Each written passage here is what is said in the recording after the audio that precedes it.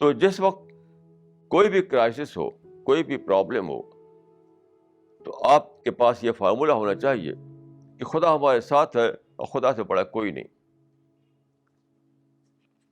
یہی فارمولہ ہے اور کوئی دوسرا فارمولہ نہیں. تو میں نے جو کہا اس کا خلاصہ یہ ہے کہ اس دنیا میں ہمیں بار بار پرابلم پیش آتے ہیں. اس دنیا میں ہمیں اپنے ایموشنس کا کے لیے ایک فوکس چاہیے.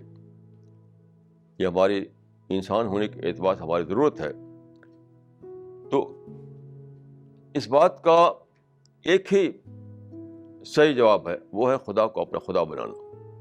خدا کے سوا دوسری کسی چیز کو اپنا آپ کنسرن بنائیں گے تو سوائے ناکامی کے اور کچھ نہیں.